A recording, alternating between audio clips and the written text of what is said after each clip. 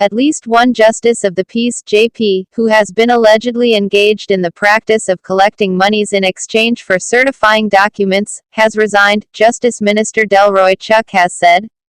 Chuck made the disclosure at the commissioning of JPs in St. James at the Montego Bay Convention Centre on Thursday. In pointing to a recent newspaper article that uncovered instances of JPs collecting monies for their services, Chuck commended JPs in St. James and other parishes, who stood their ground, and did not engage in the unacceptable practice, which is a breach of the JP Code of Conduct under which they are governed. According to the minister, approximately 5 individuals blemished the image of the Justice of the Peace in the undercover probe by the media entity. I am happy to report that one of them has already handed in his resignation and his seal, said Chuck. We expect the others in short order to hand in their resignations and their seals, because even though we are not sure who you are as yet, we are likely to find you, he added.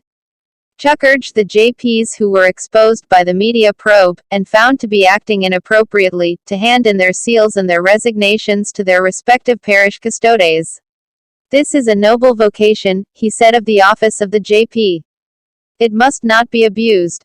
We expect JPs who have been commissioned to act in the highest tradition, because without you, the JPs across Jamaica sending the right signal of justice, decency, of civility, then who are we to look towards, for example? An earlier release on Thursday from the Ministry of Justice disclosed that since 2010, some 14 JPs have been decommissioned due to misconduct.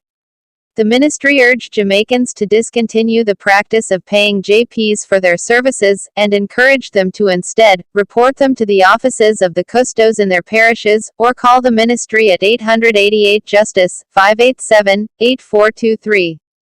Meanwhile, Chuck on Thursday encouraged the newly commissioned JPs in St. James to ensure that their communities can look up to them in the areas of leadership, guidance and information over the years to come. You will have to assist the Ministry of Justice in ensuring justice across every single community. And when we ensure that the ordinary man and woman in every single community can get justice, then that is how we can secure peace, because without justice, there can be no peace, declared Chuck.